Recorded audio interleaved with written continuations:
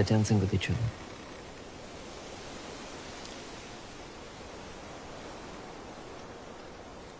Oh, shit! That definitely wasn't a blueberry. Do you have a girl back home?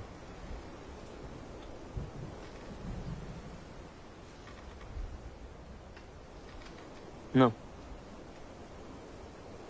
Do you?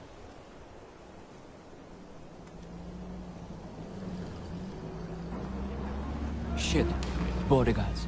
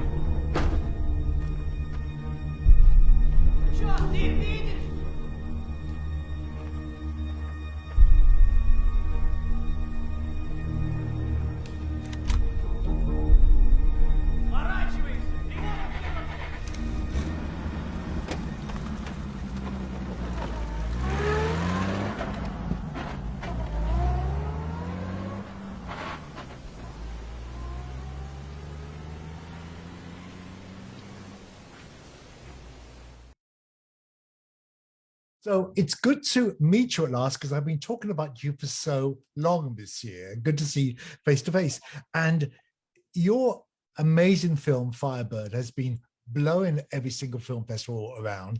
And you're about to have another opening night gala at Fort Lauderdale this time with your movie. Do you want to tell us briefly what Firebird is about without giving it all away?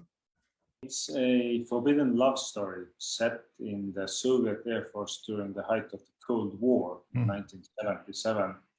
As a young soldier, Sergei falls in love with a fighter pilot, and their story through the years ending with the Afghan war.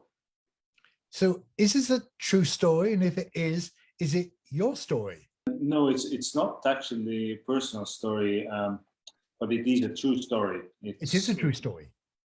It's based on the autobiography of a Russian actor who published it in the 90s, and which reached first me through the Berlinale Film Festival almost 10 years ago. And a Russian journalist was actually showing it around, a friend of Sergei, and I read it in my broken Russian, cried, and just felt that this has to be turned into a film. It's such a touching and such a heartbreaking story, and also such an unbelievable story at the time and place where it took place. How did it ever get published back then? That's a really good question. I think in the 90s, Russia was opening up, and there was this wave of liberation, obviously after the fall of communism. But then again, over the last decade, it's kind of gone back a lot. It's sad to observe, really, really sad and worrying. Tom, I don't know where you're from, but Peter, you're the very first Estonian filmmaker that I've ever interviewed. And but I know you've lived and worked in the US and studied in the UK too. Why did you choose to make a film back home? Would it have been much easier to make a film here? I think because we wanted to stay authentic to the locations and the setting.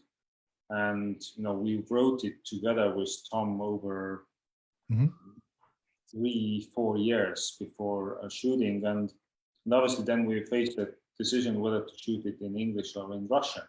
And I felt that it's important to make the story as accessible as possible to everybody and shoot it in English. And then really to find the last remaining locations of the Soviet Air Force, which fortunately there were still some buildings that we could fix up and use in Estonia. As far as I know, you're the first gay Estonian film I've ever seen. So you must be a pioneer there. So did you encounter any hostility or difficulty making it? I think actually, during the process of making it, we've had a mean, there's been sort of like a kind of few instances of resistance, but probably the most surprising situation that actually occurred was that we submitted the film to the Moscow International Film Festival, and never ever expecting to actually get accepted, and then we were. It was actually the second film festival that we played at this year. Wow. And Peter still has to eat a hat for that, because he said that he would if we ever got into that festival. So this was a straight film festival, a regular film festival. Yeah, it's like an international film festival. Okay. And we were, literally part of the selection. And we were given 2 in-person screenings. We weren't actually able to attend because it was announced quite late, and to get the visas, it was quite complicated. Yeah. Quite a lengthy process.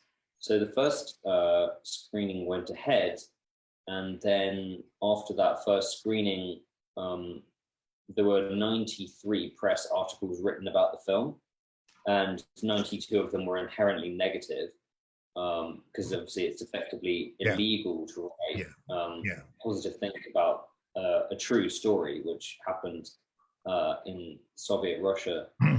And then actually there was a letter written to the state prosecution office saying that actually the film should be removed from the festival.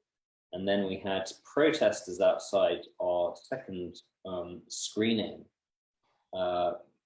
and effectively all the tickets were cancelled to the second screening, and it basically got shown to pretty much an empty cinema. So we weren't kicked out, but we were kind of effectively silenced a little bit. So I'm guessing this is the one festival you've not won an award at then. I don't think so. No, I think we didn't pick up any other awards. I was going to ask about the reaction to it generally. But what do you think, Peter, with your film? Are you entertaining us, or are you also educating us about how tough it is to be gay in the East? Well, I think when we set out to make the film, and when we met real life Sergei together with Tom, his wish was to make this film about love, not politics. And that's what we really set out to tell, a universal love story. But obviously it's set at a time and place which is recent history, and set in a region which still faces a lot of homophobia and discrimination. Just a couple of days ago, we were screening in Cardiff, Wales, at the Iris. At the Iris. We love that festival. Amazing, beautiful town and beautiful people and festival. And it was really, really eye-opening for me when at the Q&A and after the screening, a young, I believe 21-year-old Ukrainian guy came up and said that the film really tore up his feelings, and how he escaped just 4 years ago Ukraine because he felt threatened and felt that he would be beaten up or anything worse could happen for just being who he is. And that reminded me of growing up in Soviet-occupied Estonia, and how you had to repress yourself and fear for your identity, really. So it's sad to see that this film is still very relevant in the region. Have you been surprised by the audience reactions generally? Did you expect it to be as well received as this? I mean, you have done exceedingly well with this. I think that because we worked on the film for such a long time, and obviously a lot of it was also through the pandemic. I mean, I remember when we actually put together, or our editor actually put together the first assembly of the film. And then there were several screenings made through different bodies of people that have been supporting us through the process. We came out of many of these screenings with everybody, picking apart everything, just like, this is wrong, that doesn't work, it's in the wrong order, la la la la. And nobody at any point ever made any comments about like the performance, or like how the performances really even were in the film, or actually how the impact of the film actually was affecting people at all. So I honestly had no idea. We were in post-production basically from the beginning of 2019 through till, when it basically hit audiences for the first time at BFI. And I honestly genuinely didn't really know if people were going to like it, or if it was any good, or if like I was any good as an actor. And like, so, like there was a kind of all these kind of like things just like going, well, we've just put so much time and effort and dedication into it. So yeah, it seems that people are kind of enjoying the film and responding to it very nicely. And after getting banned in Moscow, we got a standing ovation at the Castro Theatre at Frameline. Do you have plans to take this now back? Are there any queer festivals in the East you can play? Oh, absolutely. We are actually just about to play in Slovakia. Mm-hmm. We're planning to go to Czech Republic. We're really, really focusing in the late autumn, winter to kind of visit the key territories. And I think it's important that the film gets played in Poland and Hungary and some of the countries which are also going back in human rights, and where I think more empathy and awareness and light needs to be created. Mm-hmm. And then you already have plans to distribute this movie in theaters? Actually, the first theatrical release is happening in Estonia, logically.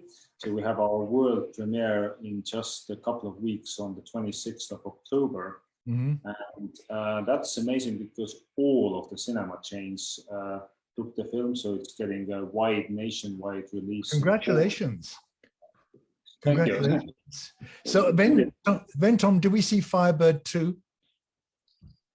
Well, I mean, some people survived. So Is there a possibility for that? And do you have any more plans, Peter, for your next film yet? Because I was quite surprised when I read up on you. You've done things like, am I right? Eurovision Song Contest one year. Yep, true. And you work with Robbie Williams. So this seemed to be quite you seem to have a very wide spectrum here. Have you got a new film lined up that we should know about? We have actually a few ideas which we have developed also together with Tom, but it's too early to say because I think Firebird still needs some love and care. Since Germany will be in November, UK in January, and US I think March, April. So I think we'll be on the road for the next half a year, really talking about the film and bringing it to audiences, and then focus on the next one.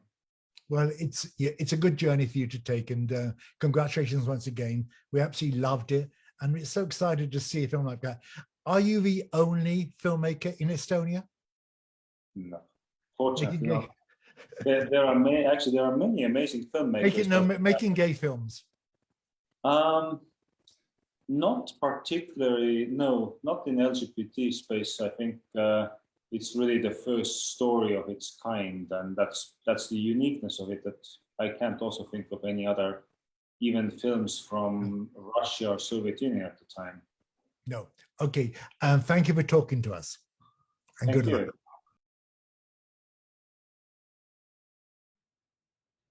I have a good one too. I have to go.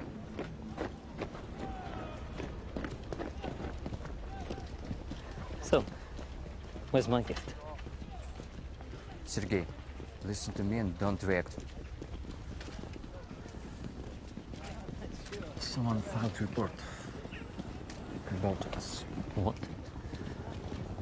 They didn't mention your name, but the KGB knows something. You better go, Sergey.